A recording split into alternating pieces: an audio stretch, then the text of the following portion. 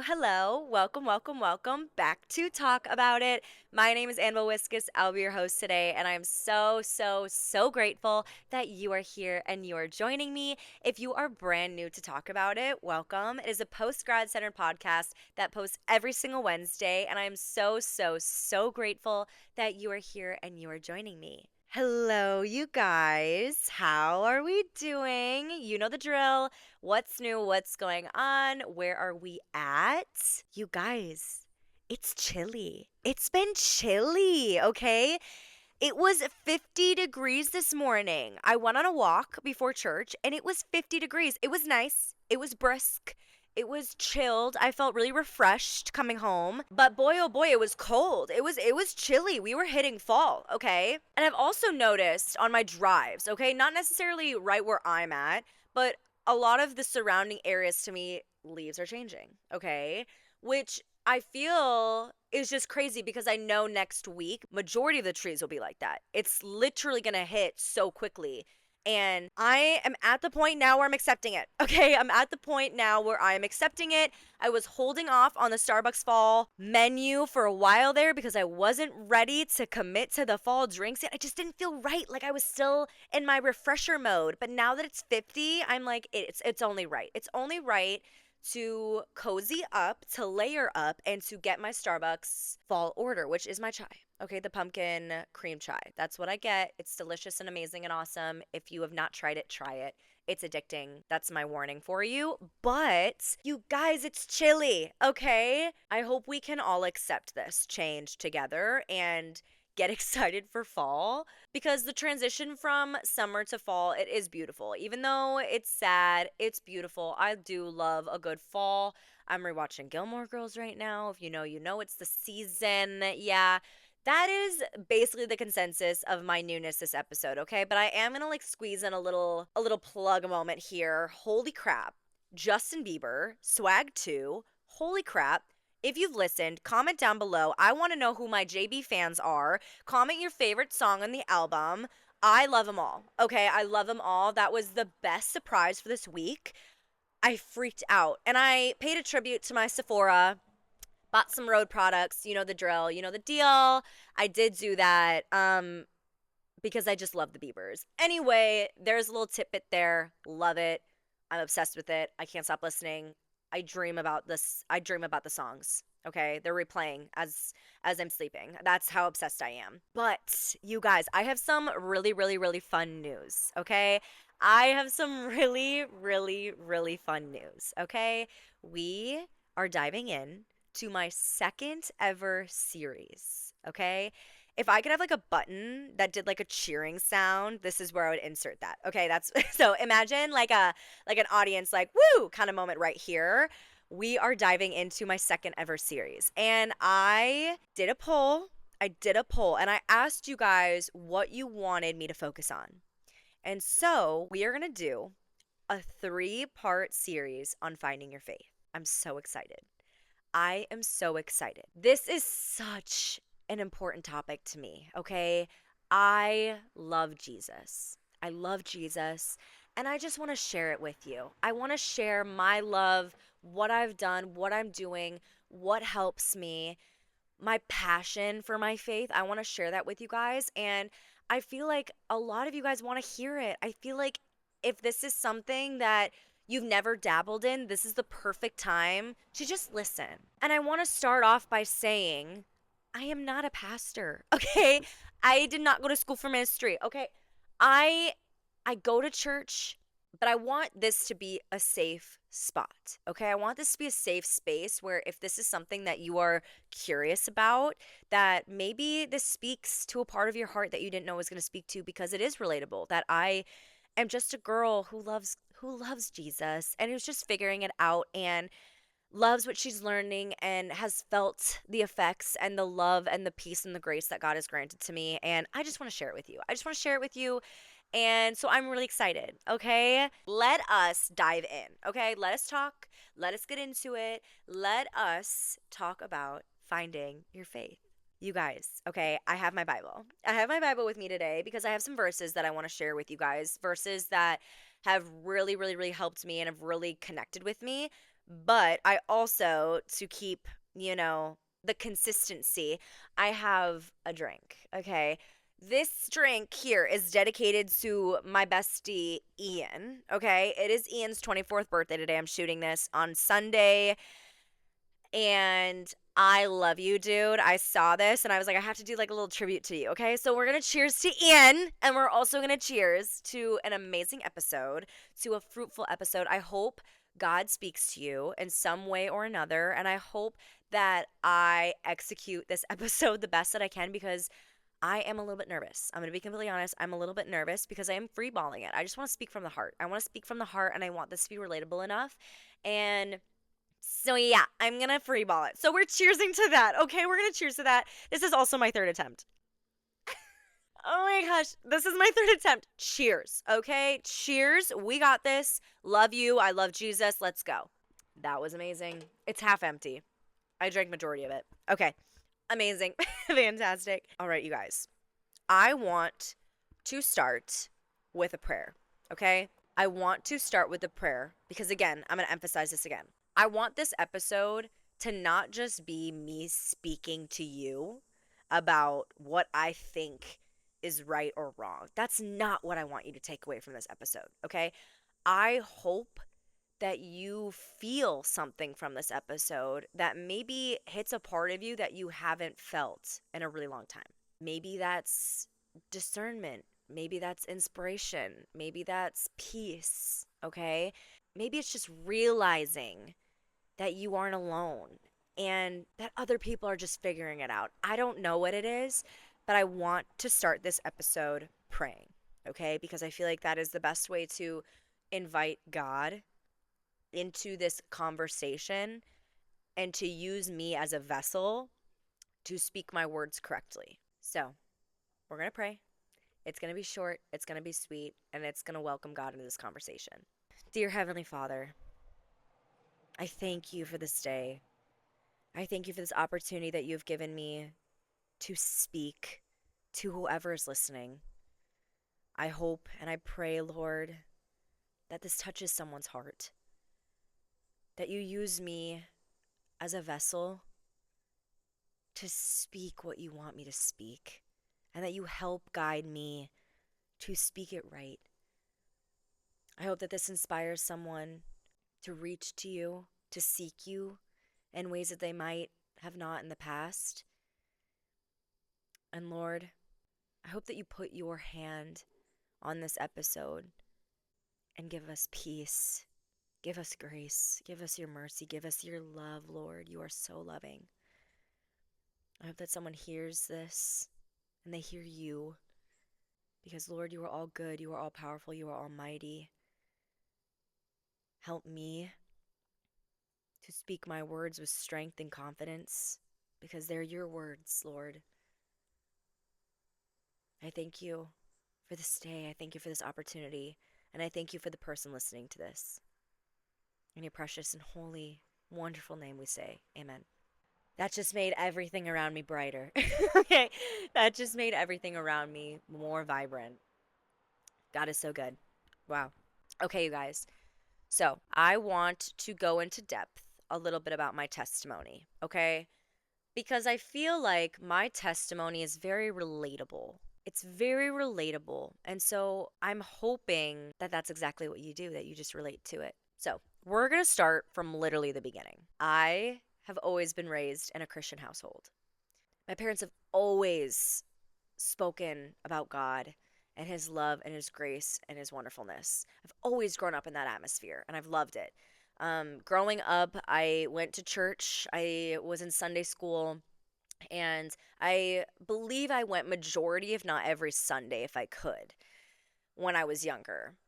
When I got into dance, it was hard for me to participate in church activities because the church that I went to was in a different school district. So it wasn't far from us, but it was a completely different friend group. And then once I joined dance, I rarely saw those people. So it was really hard for me to go to youth group and do this and create those relationships within the church that I felt confident in because I wasn't able to. I wasn't able to participate in that. I had prior commitments that I really, really wanted to commit to, and same with my brother. He was always at gymnastics practice.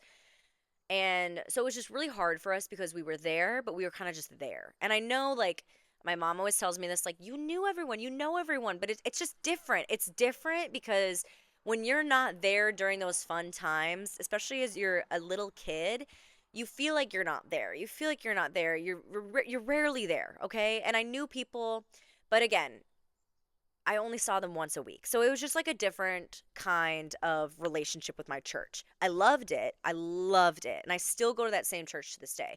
But it was just different. It was just different. And once we had scheduling commitments, it became really hard to feed my church relationships. So as I was growing up, again, my parents have always been such amazing role models for me in terms of God and faith. I went to church because that's what they wanted me to do, and that's what we did as a family. We prayed before we ate. My parents prayed with me before going to bed, and that was kind of how I grew up, and I loved it. I always loved Jesus. I feel like I didn't really understand things. I learned things, but as I look back, like I don't remember a lot of what I learned. I feel like I was just kind of there. But I always loved Jesus. I did always love Jesus. I just didn't really know a lot about it, right? It's the difference of like, yeah, I love it, but it's also the difference of like, I love it because I know, you know? So that's kind of how I grew up. The cards kind of changed a little bit in a different way. It became a lot more intense when I was in fifth grade. My dad was diagnosed with cancer.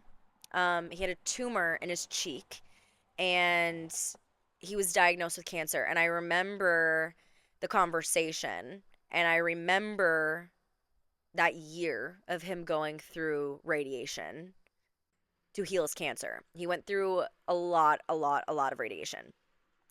And I just kind of felt there was a shift within my parents as I was younger. As I'm like bringing myself back, I always felt like there was a shift at that point. But I was so young, it's hard to understand, and it's hard to really relate to a lot of things when you're young. And I felt like I was a very, very, very, very, I don't say naive kid, but I hated scary movies. I watched My Little Pony until I was like literally in middle school because I didn't like things that made me feel bad. I didn't like my mind being filled with scary, gross things. Like I just truly wanted to stay a little kid forever. I tried to force myself to believe in Santa Claus for the longest time. My brother was so annoyed with me because he was just like, "Why don't you just tell her?" like to my parents, "He's not real." But I wanted, to stay naive as long as I could. And so because I was like that, I didn't really understand. I knew what was going on, but I didn't really understand the extent and what was kind of happening. So I was just kind of following.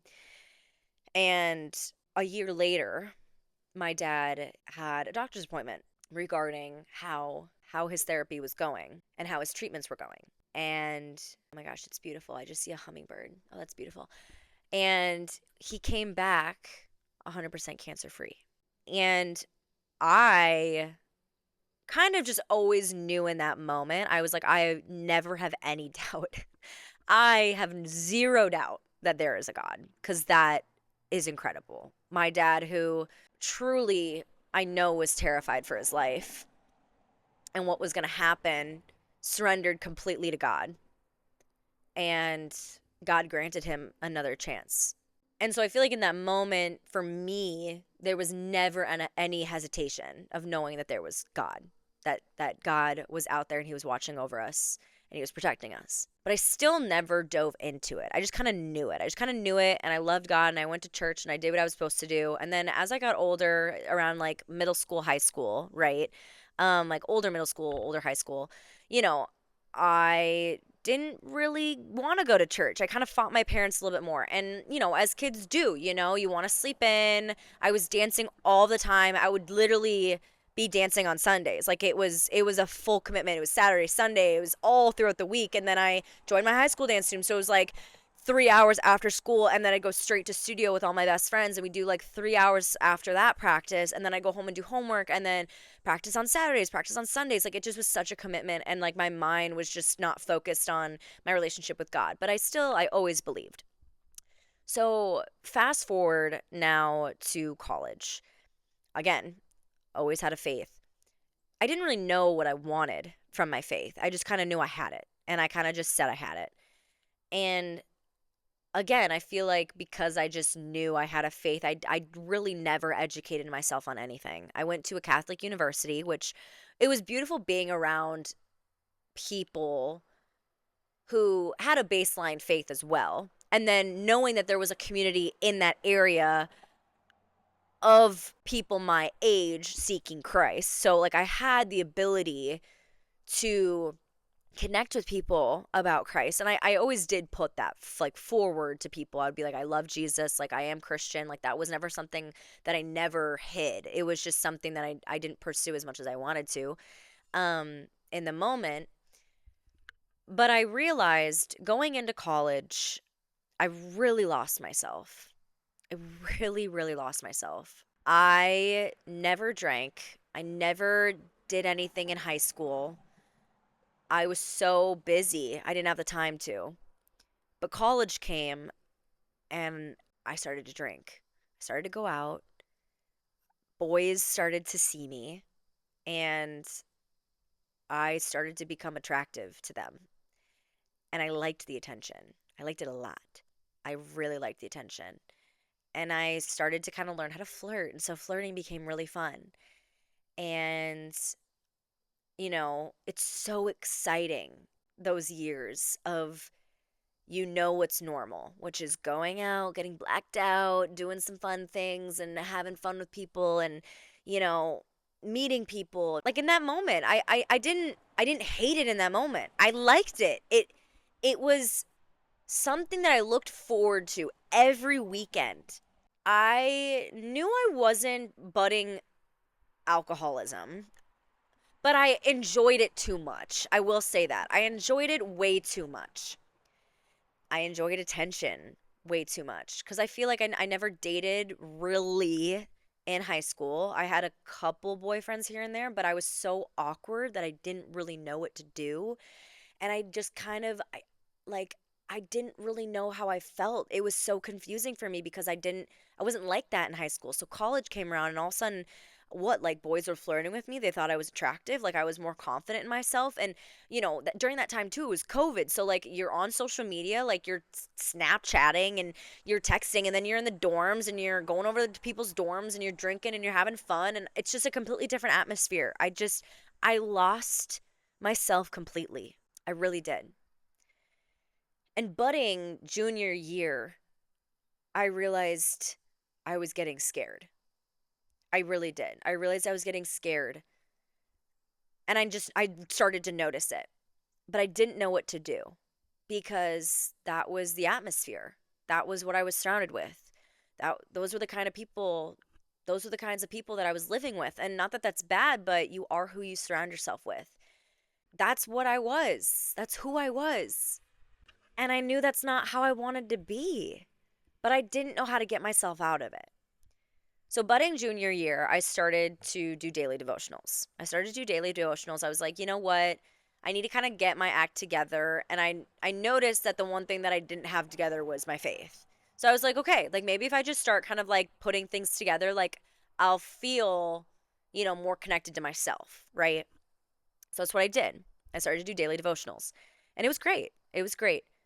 But I was still participating in the things that weren't filling my cup. Obviously, I'm still surrounded by it.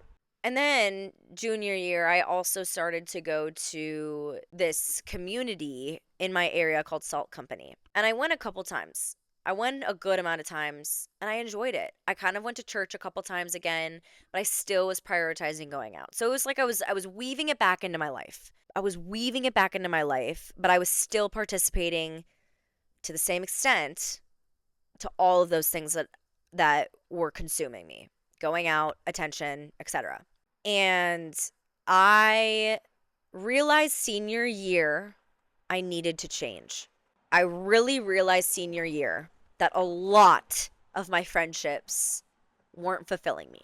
They did not have my best interests at heart and that they weren't making me better. And even though it's hard to say because, those girls and those people who have always been in my life and who were in my life, like, if you are listening to this and we had a bad falling out, I still love you. We just weren't meant to be friends.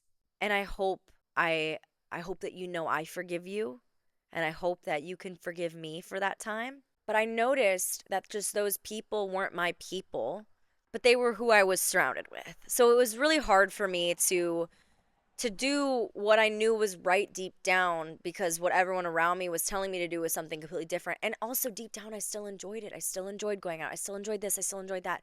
And I wasn't ready. I didn't know how to give it up because I was in college. Like, what else was I supposed to do?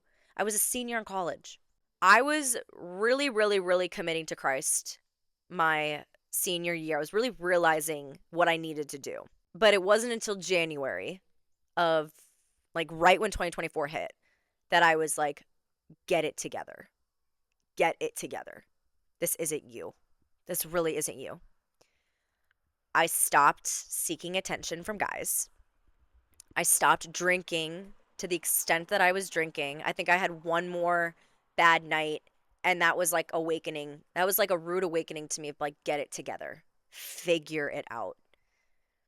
So I stopped drinking to the extent that I was drinking because I just knew it wasn't good for me. And I started to kind of try to commit to going back to church. At the end of that year, I had a boyfriend. I had a boyfriend going into post grad. And that was great for me. I was like, yes, like this is awesome. Like, I'm figuring it out. Like I'm having my first ever boyfriend. Like this is super great. I'm not seeking attention from anyone. Like I'm, I found someone and I'm content in this relationship and this is all I want and like da da da da da. And then I'm not going out as much. Like now I'm finally free of these college chains and I can do whatever I want to do and not feel guilty about it. And I have, a relationship that I had said right in the beginning. I wanted a Christ centered relationship. Like I have something that will hold me stable. Like I was like, yes, this is exactly what I wanted. And then I realized that that relationship wasn't what I wanted. I learned it at the beginning, but I pushed it aside. And I felt like during that relationship, I was kind of fighting between what I thought I needed to do because of societal expectations and what I felt God was pulling me to do. The relationship had great things, but there was a lot of hardship. And I think it was because we were just so different. I think it's because we were just so different. But I knew in my heart there was a lot of things that I shouldn't be doing. And I felt myself pulling a lot of different ways. Like I knew I still wasn't drinking, so like that was something I stood stern in. Um but it was one of those things where there was people around me telling me they wanted that. Like they wanted that version of me from college. But that wasn't who I wanted to be. That wasn't true to who I was. Truthfully, that wasn't my heart anymore. My heart was it was changing. And in this time, keep note too, like this was the more I went to church. This was the more that I wasn't just doing a 5-minute devotional, but I was actually reading it and like trying to relate to it. And I was going to church, I was taking notes, I was adding worship music into my routine to listen to more. So the more that I was seeking God, the more that I found myself steering away from all those things that I knew I didn't want, but I didn't have the strength to pull away from. Fast forward to then February of 2025, I was broken up with. And in a moment, I was so mad. For a long time, I was really mad. But you want to know what I was more of? Relieved. So relieved. And truly, since that moment, I have never been the same. I go to church almost every Sunday. If I'm not out of town, I'm at church on a Sunday. I don't just do a daily devotional, but I do a series. I do a devotional series. I have connected with girls in Christian groups. Shout out the invitation to where I met some of my best friends now. And I seek godly relationships now. Those are my rocks. And I'm solely focusing on recommitting my life to Christ. 100%. I think that the ways that I changed slowly and then all at once, it was miraculous. My heart started beating a different beat when I felt a relief that I was just able to do whatever I wanted to do. and that I chose and am actively choosing to make that commitment to Christ. I felt God bringing me peace, helping to guide me through my hardships, slowly heal me from my past and the things that I've done and the things that I've said that I'm not proud of. But you want to know what I've realized from that? I'm going to just interlude something quickly. The one thing that I've realized from that is the more that I walk down the path that God wants me to walk down and I become righteous, the more that Satan can only use my past because he has nothing new on me. Okay? So when I get anxious or when I get stressed about my past and things that are brought up or things that I remember on a random Saturday, Tuesday, Wednesday, morning, night, evening, midnight, I don't know, anytime, when I realize and I remember things, I realize it's because I'm truly becoming closer and one with Christ.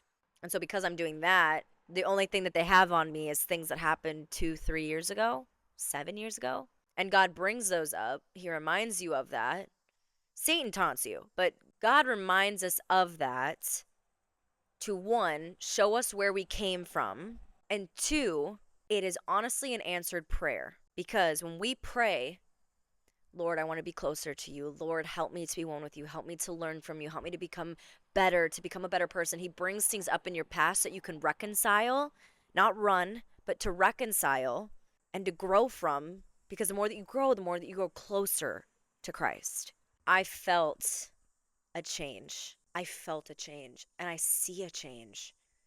I was literally talking to my dad about this today. He was like, those relationships that you had with your ex and then with your friends and with all this stuff, the things that you went through, it has changed you. And you have become so strong and you've become so sure of yourself and you know what you want. And it showed you the path that you're supposed to be on. And it's crazy because that's only been 7 months. God works so slowly with us, but He does it because He's steering us and morphing us into a new person, into a new life.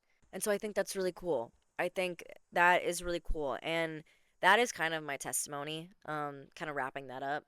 That is my faith journey. Okay, that is kind of what I grew up with, what I went through, where I'm at now. And I did spare a lot of details. I was very broad with a lot of things. And I think it's relatable because I think that's a lot of the ways that we all are. I think when we get into a community such as college, it's really easy to devote your heart and your time and your mind to those earthly desires of things that you think are important to you right then and there, which is what's going on in college. When really, we just completely forget about Christ. We forget about God. And I hate to admit that, but I did. A lot of times I forgot. I've always loved Him, but I never made Him a priority in my life. Never. Until I graduated. Truthfully, when I was able to release the chains that I was caught in and the idea of me that I was caught in, and I was able to move back home, reconnect with my younger self, slowly and surely find my way back and out of a relationship that wasn't meant for me. And now I'm in a time where I am slowly but surely healing everything that has been hard. So, yeah. So, long story short, there's that. My testimony. Okay. And I want to share a couple of verses with you. Okay. I want to share a couple of verses with you that have really helped shape me and have really, really, really connected with me. So I want to open up my Bible. Okay. So the first verse, which I actually know this one at the top of my head, this is my life verse. And growing up, when I realized I had anxiety and it was really hard for me to sleep at night, I used to write this verse on my finger. Write like the name, right? Write the name on my finger with Sharpie. And I had really bad sleeping issues, and I rewrote it every night, and I would recite it every night in my head. So it's engraved. It's engraved. And one day, if I ever decide to get a tattoo, that is the one that I would get. It's Joshua 1:9. And it is, have I not commanded thee? Be strong and courageous, for the Lord your God is with you wherever you go. I literally feel like I recite it all the time. It's such a powerful verse, and there's so many verses that are like that, but that one is truly magical. Another verse that has become very close to my heart is 2 Timothy 1:7, which this is also a very popular one, but I love this one. For God has not given us a spirit of fear and timidity, but of power, love, and self-discipline. I heard this in my Bible study with my besties, shout out, and I realized that this is how I want to be. Having my spirit be full of power, love, and self-discipline. Another translation has a sound mind. I love that. I love that. That's how I want to be. I want to have a sound mind. And below this is 2 Timothy 1:9. For God saved us and called us to live a holy life. Beautiful. Absolutely beautiful. I've been doing readings of chapters in my devotional series. I've been trying to like slowly start to read the Bible and to truly color it, okay, with highlighters and pens and my own narrations and my own understandings, which I love. So, with that said, I read James, which James was Jesus's brother, which I didn't know that, okay? Kind of crazy. I know, I didn't know that, okay? But James 4:8 says, come close to God, and God will come close to you. Wash your hands, you sinners. Purify your hearts, for the loyalty is divided between God and the world. Let there be tears for what you have done. Let there be sorrow and deep grief. Humble yourselves before the Lord, and he will lift you up in honor. And I wrote a little note next to this, which I really like. Humility is not thinking less of yourself, but thinking less so you can think of God and others more. Mic drop moment, you guys. That just hits so hard. It just hits so hard, you guys. In the society that we live in, to solely put yourself first, okay? Which is fair. It's fair because we want to put ourselves first. We want to make sure that we are taken care of and that we are solid and that we are okay. But you know what? God asks us to think of others. To think of others. And that's so hard to do sometimes.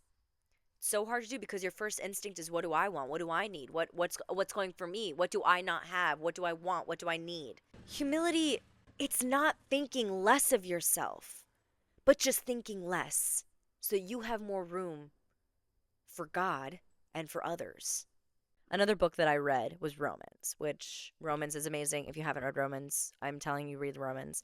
But this verse is Romans 6:19. And I'm starting at, previously you let yourselves be slaves to impurity and lawless, which led ever deeper into sin.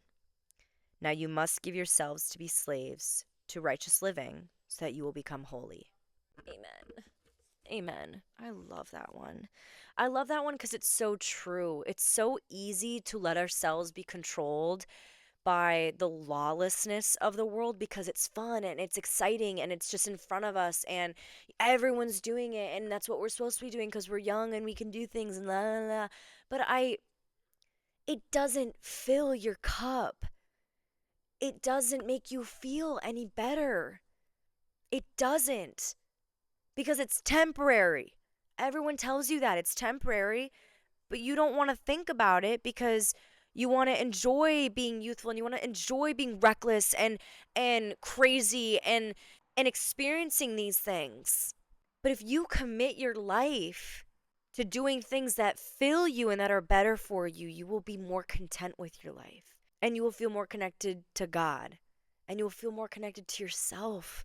And those worries of anxiety, depression, fear, sin, whatever it is for you, certain things may still be there because that's life and Satan will stop at nothing. But truthfully, when you commit yourself and you truly, not just say you're going to do it, but you commit to it, you're not going to be perfect. But when you do that, slowly and surely, like an artist and with clay, you'll be molded. So, another verse. I'm just going to keep going until I run out of my verses.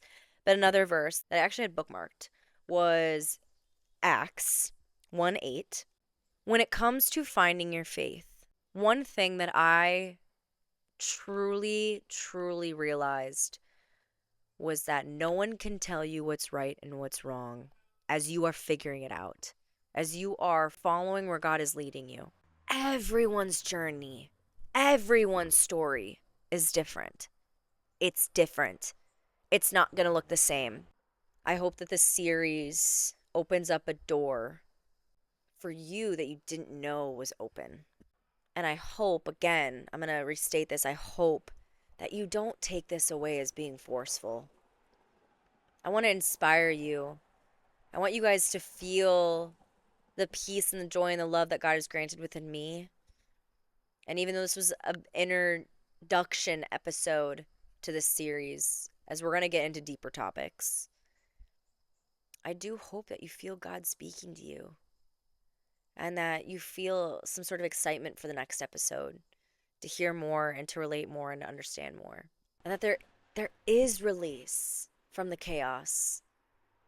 There is certainty in the uncertainty. And I think if there's one thing that I have taken away from so far my journey with Christ is that there's so much consistency.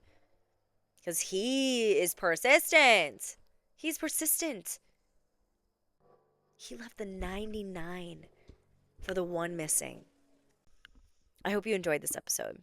I hope that you enjoyed this episode. This is going to be a really fun series. And I feel like when I do a testimony episode or when I listen to testimonies, it's a lot of just hearing about that person's life. But I feel like this is something that's so relatable, and I've wanted to share my testimony. I've wanted to share the things that I've seen and what I've learned and what I'm continuously learning and where I'm at. And I feel like this is the perfect time to do that.